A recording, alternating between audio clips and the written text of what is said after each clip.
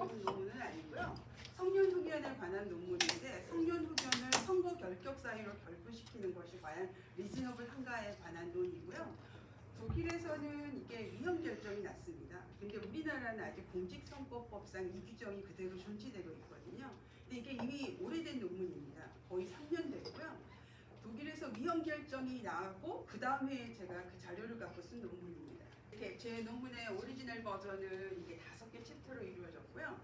정지석 교수님처럼 민법하는 사람들이 생각하기에 저런 질문 하시네? 이런 질문 하시는 분이 계셔서 제가 앞부분에 민법 설명을 간단하게 하고 넘어갈까 합니다.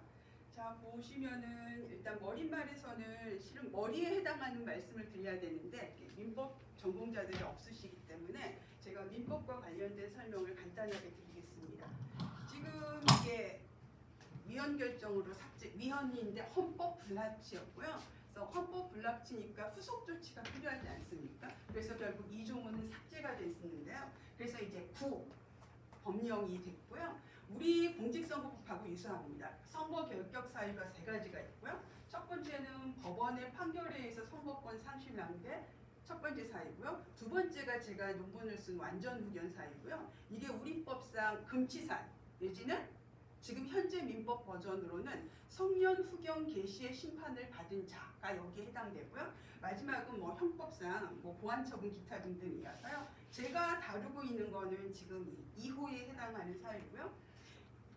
이게 헌법 불합치 결정이 2019년에 났고요. 그러니까 이제 불합치니까 이제 수정을 해야 돼서 조문을 아예 삭제하는 것으로 됐고요. 제 논문은 2호에 대해서 썼습니다. 근데 헌법소원 제기할 때 2, 3호를 같이 했거든요. 그리고 이 당시에 1호 사유로 선거 결격자는 단 한 명도 없었습니다. 그래서 2호, 3호를 갖고 헌법소원을 제기해서 결국은 두 조문 모두가 삭제됐고요. 근데 제 논문은 2호에 포커스를 맞춰서 논문을 작성했습니다. 자, 그래서 이제 하나하나씩 보시면 아까 우리 정기석 교수님 질문하셨으니까 독일법상 후견제도와 성격 결격과의 관계가 어떻게 되냐. 실은 우리 민법에는 입법 이유서가 없기 때문에 독일 민법의 입법 이유를 차용했다라고 볼 수가 있거든요. 그래서 독일 민법상 이유를 보시면 우리 민법을 이해하는 데도 조금은 도움이 될 겁니다. 먼저 1900년도에 독일 민법이 제정됐고요. 우리 공직선거법에 해당하는 연방선거법 이런 거는 1956년에 제정이 됐습니다. 아까 우리 이승택 교수님은 선거 때 본인은 굉장히 이성적으로 판단해서 1번인지 2번인지를 찍었기 때문에 누군가가 질문을 해도 이성적으로 답할 수 있다라고 말씀을 하셨는데 바로 그게 입법자들이 첫 번째 생각이었고요. 이게 뭐냐면 로마법 이래로 변별력 선거를 할 때는 일정 정도의 변별력이 있어야 됐다라고 판단을 했고요. 이것을 달리 표현하자면 변별력을 판단하는 기준이 없지 않습니까? 그래서 민법상 행위 능력을 갖는 사람, 다시 말해서 일정한 루트를 통해서 변별력이 있다고 인정이 된 사람, 이런 사람들이 선거를 할 수 있게끔 해야 이른바 독일에서 말하는 선거라는 것은 민주적 의사 형성 과정이 곧 선거다라고 얘기하거든요. 민주적 의사 형성, 의사라는 것은 민법의 의미로 워딩을 우리가 바꾸면 변별력, 의사 능력하고 매치가 되거든요. 그래서 그 의사 능력을 정형화한 게 바로 행위 능력자 제도입니다. 그래서 지금 여기 보시면은 민법상 이 당시에 13조 1호에서 선거 결격자를 나누는 이 사유가 민법에서 말하는 행위무능력 선고를 받은 사람이 우리의 워딩으로 하자면 금치산 선고를 받은 사람입니다. 그래서 민법상 행위무능력자가 선거 결격자다라는 컨셉을 차용했던 거고요. 그 다음에 민법에서 금치산자 제도가 없어지고 성년 후견으로 전환이 됩니다. 그러니까 기준점이 없어졌잖아요. 그러니까 당연히 선거법도 개정을 했죠. 그러면서 새로운 후견제도 하에서 완전 후견을 받은 사람, 이게 완전 후견이 우리 버전으로 하면 성년 후견 개시의 심판을 받은 자에 해당이 됩니다. 그래서 이 사람만 선거 결격자가 되고요. 여기에 해당하는 거는 이제 선거 결격자는 아니다라고 했던 거죠. 자, 그리고 나서 중요한 사건이 발생합니다.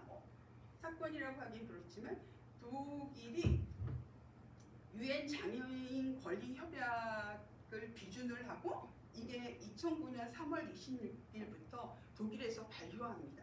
사실 여기까지도 헌법 소원이 있었어요. 헌법 소원이 있었는데 아까 우리 이순택 교수님의 버전처럼 변별력이 있는 사람이 민주적 의사결정을 할 수 있기 때문에 이런 사람을 선거 결격을 하는 건 합헌이다라고 계속 판정을 내렸습니다. 이때도 물론 합헌설이 우선했었고요. 근데 사람들이 각성을이라는 걸 하게 된 거죠. 이게 우리가 생각하기에 일종의 뭐 디클레이션, 선언이다, 선언에 불과하다라고 생각할지 모르지만 여기에 기준을 하게 되면 우리가 이 선언문에 해당하게 어떻게 프로세스를 밟았고 얼마만큼 발전을 했는지를 보고를 해야 돼요. 그래서 그 과정에서 사람들이 워딩을 해야 되잖아요. 그러다 보니 장애인 단체에서도 이거는 우리나라의 국내법으로 발효한 협약의 위반돼. 그러니 새로운 세계 질서에 부합하지 않는 오래된 맥심이야. 그러니까 우리도 이제 변화해야 돼라고 각성을 하게 된 겁니다. 자, 그래서 계속 트라이를 했고요. 근데 그러다가 성공을 한 게 2013년 버전이었던 거죠. 물론 이거는 게시를 한 거고요. 이러면서 내세웠던 게 이게 선거 원칙, 4대 원칙에 관한 38조 1랑 1문 나고 3조 3랑 2문은 장애를 이유로 한 차별금지 규정입니다. 이거 두 개에 반하기 때문에 위헌이다라고 주장을 했고요. 독일은 이렇게 문제가 되면 판사가 혼자 판정하지 않습니다. 그래서 연구용역을 주거든요. 그래서 연구용역을 발주를 했고요. 그래서 2016년에 연구용역 보고서가 나옵니다. 제가 결론부터 말씀드리면 합헌이라고 나왔습니다. 여기에서 보고서의 결론은 합헌이었고요. 근데 이게 중요한 게 뭐냐면 이 보고서에 2015년 버전에 완전 흑연을 이유로 한 선거 결격 사유에 대한 모든 데이터가 담겨져 있습니다. 그래서 독일에서 퍼블리시된 모든 논문 그리고 그 다음 해에 나오는 연방헌법재판소 판결문에도 여기 데이터가 원용되어 있습니다. 그래서 제 논문 두 번째 챕터에 여기에 있는 통계 자료를 제가 인용을 했습니다. 자, 그리고 2019년에 헌법 불합치 판결이 났고요. 그리고 2019년에 선거법을 개정해서 이 규정이 삭제가 됐습니다. 아까 말씀드린 3호도 물론 삭제가 됐고요. 그러니 그 다음 해 2020년서부터는 이제 완전 흑연이 게시된 분들도 선거를 할 수 있었습니다. 그래서 제가 이제 머릿말에 다른 말을 썼지만 오늘 여기 계신 분들이 대부분 민법 전공자들이 아니어서 제가 머릿말을 대신해서 대략적인 설명을 드렸고요. 챕터 2에서 다루었던 거는 지금 바로 이 부분입니다. 연방 노동사회부 보고서에서 발주했던 이 2016년 보고서에서 어떤 이게 지금 표지이고요. 이거 뭐 한국어로 번역하자면 장애인이 적극적, 소극적 선거권에 관한 연구고요. 아까 말씀드린 것처럼 여기에서의 결론은 합헌이었습니다. 여기서 현황을 보면요. 이 당시 총 유권자 중에 선거 결격자의 비율은 0.14%에 불과했고요. 이 중에 장애인 중에 결격자의 비율은 0.83%에 불과했습니다. 그래서 이것을 다시 리워딩을 하자면 2015년 기준으로 했을 때 장애인 가운데 99.17%가 이미 선거권을 가지고 있었습니다. 그러니까 장애를 이유로 선거를 못한 사람은 1% 미만이었다는 겁니다. 자, 그리고 두 번째 우리가 여기 사다 보면 이 수치가 일단 1% 미만이잖아요. 그래서 우리가 후견제 Z 논문은 선거법 논문이 아니고 민법 논문입니다. 그래서 민법적 어프로치를 하자면 아까 이제 완전 후견이라는 게 있고요. 부분 후견이 있습니다. 완전 후견은 우리 제도로 하자면 성년 후견이고요. 그다음 한정 후견, 특정 후견 이렇게 있지 않습니까? 그래서 이렇게 1% 미만이 결격자라는 것은 결국 독일 민법상 후견 제도가 비례의 원칙에 상응하게 완전 후견은 지극히 예외적인 것이고 부분 후견이 원칙적인 모습으로 되어 있다. 그러니 완전 후견 그 1% 미만인 사람에게 정신적 장애, 기타 변별력 장애를 이유로 선거권을 박탈하는 것은 위헌적이지 않다라는 게 첫 번째 논거였고요. 여기에 대해서 반대쪽 입장에서 우리가 한번 생각해 볼 것은 물론 이건 맞고요. 근데 독일에서 완전 후견이 개시되려고 하면 보충성의 원칙이 적용이 됩니다. 자, 이거는 뭐냐면 다른 제도를 통해서 보호를 받지 않는 경우에만 완전 후견이 개시됩니다. 그래서 예컨대 여기는 사적 자치가 지배하는 국가이기 때문에 임의 후견, 다시 말해서 임의 대리인을 선임해서 나의 이러이러한 일상에 관한 것을 도와주세요 라고 해서 1대1로 이미 후견인이 선임된 상태라면 법정 후견까지 가지 않습니다. 그 밖에 가족관계에서도 서포트할 사람이 충분히 있다면 굳이 법원까지 안 가죠. 법정 후견이라는 것은 후견인 개시 심판을 해주세요 청구를 해야 후견이 개시되는 겁니다. 그러니까 거기까지 갈 필요가 없는 사람들은 가령 동일 유사한 병적인 장애를 갖고 있었다 하더라도 완전 후견은 개시되지 않는다는 거죠. 그럼 달리 해석을 하면은 그분들은 선거권을 행사할 수 있다는 거죠. 그래서 이 논거에서는 장애인과 비장애인 사이의 차별은 yes. 그러나 장애인들 내부에 있어서도 동일한 장애를 가져도 누구는 선거권을 행사할 수 있고 누구는 선거권을 행사하지 못했다고 하면 아까 이승철 교수님 말씀하신 것처럼 변별력이라는 게 기준인 것도 아니라는 거죠. 그래서 이런 각성이 있었고요. 그래서 첫 번째 예는 합헌 사유로, 두 번째 예는 위헌 사유로 활용이 됐습니다. 요양병원 케이스 같은 건 제가 쓴 논문을 보시고요. 그 다음에 독일은 연방국가니까 물론 연방주별로 선거 결격자 현황이 이렇게 나와 있는데요. 이거는 그냥 단순 비교고요. 이거는 인구수가 많은 주에 선거 결격자도 많죠. 근데 우리가 중요한 건 독일은 선거 연령이 18세거든요. 그래서 18세 국민 10만 명당 선거 결격자를 기준으로 한다면 바이에른주가 제일 많고요. 209명. 가장 낮은 숫자는 브레멘입니다. 그럼 이 두 주의 편차가 12배 이상이 납니다. 이게 사실 숫자가 단순 비교해서 많은 거는 그럴 수 있는데 왜 비율에서도 이렇게 12배 이상, 10배 이상 차이가 나지? 이 보고서에서 비교한 이유를 분석한 거는 아마 우리가 완전 후견 개시가 되려면 정신감정을 받아야 되거든요. 근데 아마 정신감정을 하시는 분들이 개인차도 있고 가정법원 판사도 역시 톱법아웃해서 이분의 변별력을 판단하지 않습니까? 그러니까 가정법원 판사도 역시 그 개인적인 성향에 있어서 차이가 있을 수 있다고 보고요. 그리고 질병 코드를 쓰도록 되어 있습니다. 그러니까 그 질병 분류에 있어서도 다소 지자체별로 차이가 있다라는 것을 논거를 제시하고 있는데요. 저는 이제 조금 다른 입장을 갖고 있었어요. 이거는 어떻게 다른 입장인지 오늘 글을 한번 확인을 하시고요. 제가 보기엔 이거는 조금 왜냐하면 지극히 지자체가 좁아서 A라는 지자체의 판사도 한 명이고 신경정신과 의사도 한 명이다 이러면은 사실 이 논거가 맞는데 여러 명이 모두가 다 똑같은 편향성을 지닌다라는 것은 사실 리즈너블한 주제는 아니거든요. 그래서 저는 보고서에 이런 결론이 조금 문제가 있다라고 좀 비판적으로 말씀을 드렸었거고요. 근데 그 다음에 이제 13조에서 말하는 선거 결격사 1호는 그 당시에 단 한 명도 없었고요. 2호 사유가 거의 96%였습니다. 그래서 사실 제가 논문을 쓸 때 이 2호에 포커스를 맞춰서 쓴 이유도 0.005%거든요. 그러니까 굳이 여기를 논문의 대상으로 삼을 필요는 없다라고 생각해서 그냥 2호에 포커스를 맞춰서 논문을 작성했습니다. 자, 그럼 이제 구체적으로 연방주별로 2호에 따른 결격자를 분석을 해보면 바이에른이 역시 많고요. 브레멘이 가장 적은데 여기에서는 무려 차이가 보시는 것처럼 26배 이상이나 차이가 납니다. 그래서 이제 지자체별로도 이제 완전 후견 개시가 된 선거 결격자가 이렇게 많이 차이가 났다는 걸 말씀을 드리고요. 그래서 제 논문에는 훨씬 많은 데이터들이 인용이 되어 있는데 제가 이제 우리는 논의를 축약해서 해야 되니까 아주 간단하게 분석을 하자면 아까 이제 말씀드린 것처럼 이 질병 코드도 중요하거든요. 근데 완벽하게 여러분들 주변에 보시면 아시겠지만 장애가 있으신 분들은 시작은 단순 장애였을지 모르겠는데 나이가 들면서 복합적인 요소, 그러니까 질병 코드가 결합이 됩니다. 그래서 완벽하게 선천적 지적 장애는 30.5%였고요. 여기에 보면 이렇게 복합 코드가 있습니다. 이런 분들 다 하면 42%입니다. 그래서 이것을 데이터를 종합해서 우리가 이제 분석을 해 보면은요.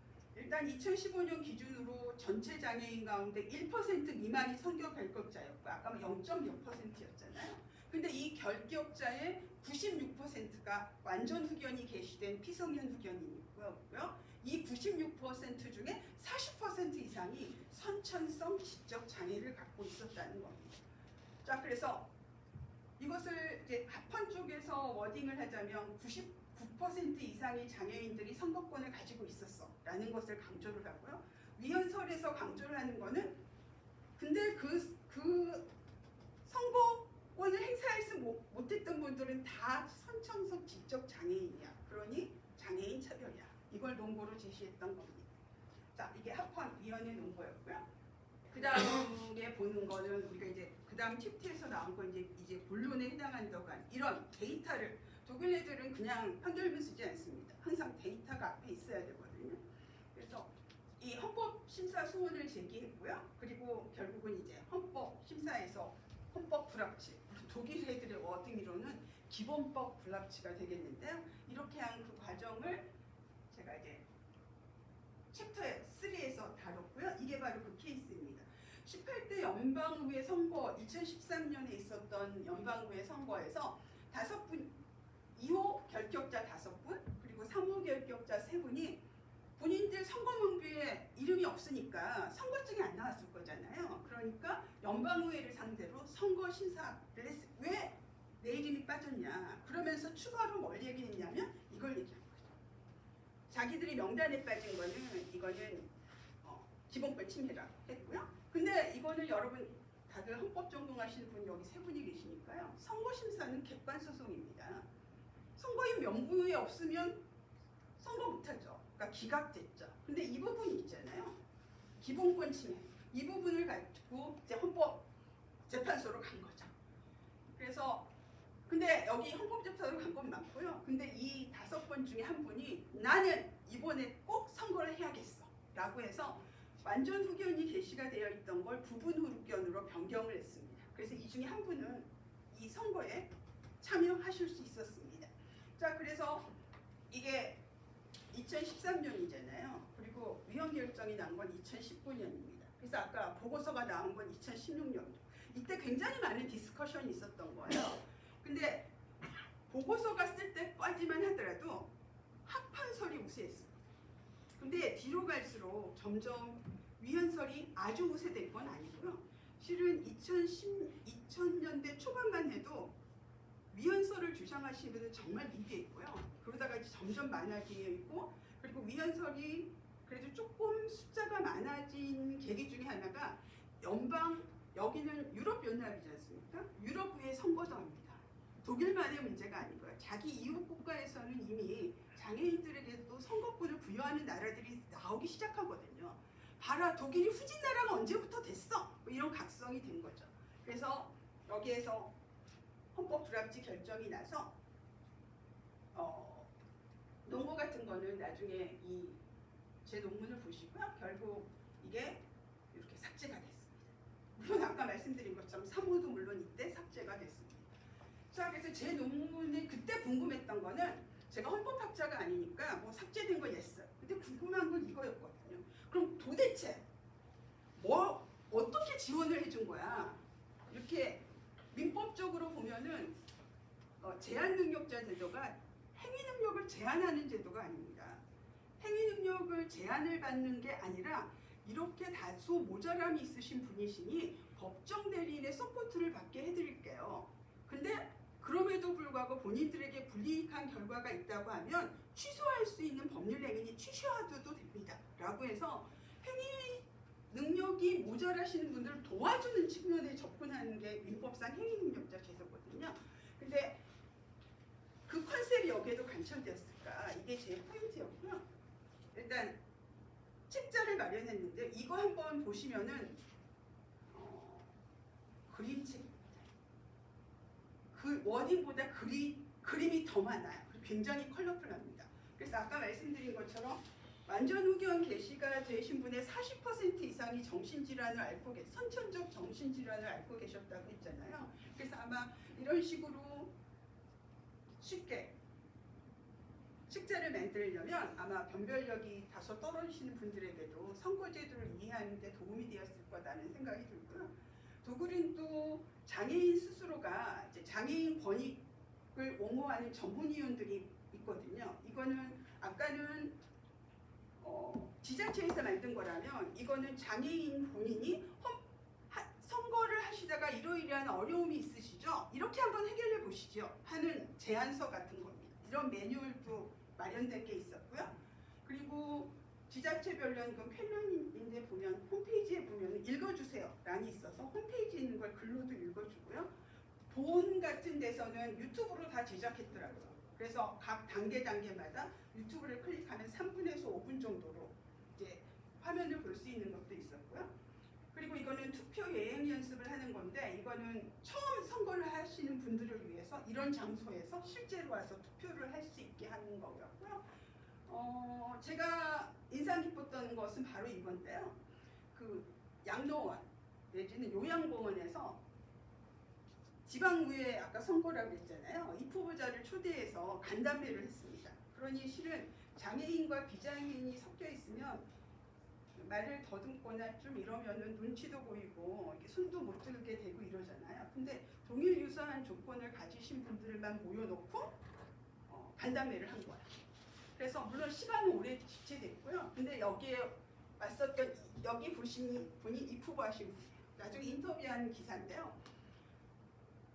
언어를 달리 써야 된다는 거, 그리고 이분들에게 이해가 될 만하게 프로그램을 만들어야 된다는 것, 이런 걸 요번에 처음 느꼈다. 그래서 본인으로서도 굉장히 뜻깊은 시간이었다라고 얘기를 했고요. 그리고 플로에에서 질문을 했던 그 분들은 굉장히 보람 있는 일이었다.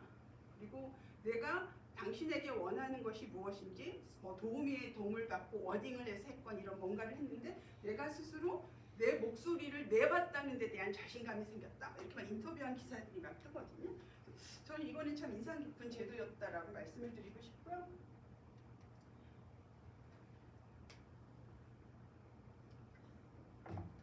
그 다음에 얘는 이 장애인 단체에서 독일도 그렇지만 정당 선거도 있거든요. 그럼 정당에 당신들은 완전 의견이 게시된 기타 등등 장애인들을 위해서 이러이러한 면에 대해서 어떤 정책을 세우실 건가요? 라고 공개 질의를 한 겁니다. 그래서 거기에 대해서 이렇게 답신도 받는 프로그램도 있었고요. 기타 등등. 그리고 투표소 접근성 제고 방안 이런 거 나중에 제 논문에 있는 거 보시고요. 또 하나 인상적인 거 요거 하나 하고 끝내려고 합니다. 투표소예요. 우리 한 사람만 들어가야 되잖아요. 지금 성년 후견 게시가 되면 법정 후견인이 있겠죠. 두 분이 같이 들어가 계신 거예요. 그래서 이분이 투표를 하는데 도움을 주고 있는 겁니다. 그래서 지금 선거 끝나고 나서 대부분의 신문에 이와 유사한 사진들이 실려 있더라고요. 이게 상징하는 바거든. 완전 의견이 계신 분들도 이제 서포터즈의 도움으로 투표를 합니다. 렛츠고. 이게 다 실렸더라고요. 자, 그 다음에 나머지는 제 논문 보시고요. 얘네들도 옵션 투표도 있고 다 있습니다. 자, 마지막은 우리가 비교법 연구를 하는 건 우리법 해석의 시사성을 찾기 위한 거잖아요. 그래서 우리법 간단하게 말씀을 드리면 우리도 대통령, 부통령 선거법에 이렇게 민법에 의해서 금치산 선거를 받은 사람 선거 결격자를 규정하고 있고요. 이때는 중금치산 제도가 있었습니다. 그래서 중금치산자였고요. 그 다음에 우리가 중금치산자가 한정치산자로 바뀌었습니다. 그래서 그 다음에는 금치산 또는 한정치산 선거를 받은 사람이 됐고요. 그 다음에 대통령 선거법 기타 등등을 합쳐서 공직선거법으로 합치면서 이때 한정치산 빼고 금치산 선거를 받은 자로 되어 있고요. 그 다음에 우리나라는 독일보다 1년 먼저 장애인 권리 협약을 비준했습니다. 그리고 우리나라도 이제 성년 후견 제도가 2011년부터 시행되고 있거든요. 그럼 얘는 어떻게 됐을까? 그냥 있습니다. 이 규정 그대로 있습니다. 2023년 현재도 그냥 금치산 정보를 받은 자 이렇게 되어 있습니다. 개정되지 않고 이렇게 되어 있고요. 자, 그럼 어떻게 되냐? 민법 규칙에 따르면은 이 법 시행하고 5년이 지나고 나면 더 이상 금치산 선고를 받은 게 법적으로 의미가 없거든요. 그래서 내용 면에서 보면 아까 여기서 보면 2013년 7월 1일부터 시행이 됐으니 2018년 7월 1일서부터는 우리나라에 금치산 선고를 이유로 선거 결격자는 현실적으로는 없습니다. 자, 근데 우리나라에서 선거를 주관하는 중앙선거관리위원회에 보면 이게 홈페이지에 가면 이 18조 운영자료가 이렇게 떠 있거든요. 여기 보면 오늘 이승택 교수님이 첫 번째 발표하셨기 때문에 제가 자꾸 그걸 인용을 하는데 여기에 보면 이 제도, 선거 결격자 제도가 뭐냐고 써 있냐면 최소한이 정신적 능력이 필요하다라고 되어 있고요. 그리고 이제 금치산 제도는 운명을 달리했기 때문에 금치산을 이유로 선거 결격자는 없다라고 되어 있어요. 자, 그럼 어떻게 해석해야 될까? 만약에 변별력이 포기할 수 없는 요건이라면 금치산자가 성년후견 개시의 심판을 받은 자로 개정되겠죠. 근데 만약에 이렇게 된다면 역시 독일에서 마찬가지로 위헌의 소지가 있고요. 그래서 저는 이 조문은 그냥 삭제해야 된다라고 주장을 하고요. 삭제돼야 된다고 생각하는 입장에서 본다면 단순히 삭제한다는 게 중요한 게 아니고요. 투표 지원 제도. 이분들에게 선거권을 주어진다는 건 민법상 성년 후견 제도의 취지는 보호입니다. 그러면 선거에서도 서포트가 필요하거든요. 그래서 독일처럼 투표 도움이 될 제도를 취하든가 뭔가를 해서 이분들이 적극적으로 선거에 참여할 수 있는 제도적 장치를 마련해야 된다고 생각을 합니다. 마지막으로 제가 이 논문을 쓰면서 가장 인상적으로 봤던 게 레벤스 힐페 브레멘에서 이 선거 완전 후견이 게시가 된 사람들에게 선거권을 부여하자라는 캠페인을 하면서 만들어 놓은 이게 포스터인데요. 보면은 휠체어 플러스 알파인 복합장애를 안고 계신 분이 선거 포스터 4분이 있고요. 그 중에 한 사람을 가리쳐서 저분에게 투표하고 싶어요. 내지는 저분에 대한 뭔가 레퓨테이션 하는 거죠. 그렇다면 설령 민주적 의사 형성을 위한 변별력이라는 게 정말 포기할 수 없는 징표라면 변별력은 이때입니다. 넷 중에 한 사람은 저분이에요. 그러다면 실제 선거에 있어서 독일은 동그라미가 있고요. 그 동그라미 X표를 하는 게 선거거든요. 그 X표, 정확하게 그 위치에 X표를 하는 그것은 누군가의 도움을 받을 수 있다는 거죠. 아마 이 포스터를 만드신 분이 어떤 사고방식으로 이 포스터를 만드셨는지 모르겠지만 제가 생각하기로는 아마 뭐 그런 거 아닐까요? We can do it. 우리도 할 수 있어요. 뭐 이런 컨셉으로 이 포스터를 만들었으리라는 생각입니다. 이상입니다. 경청해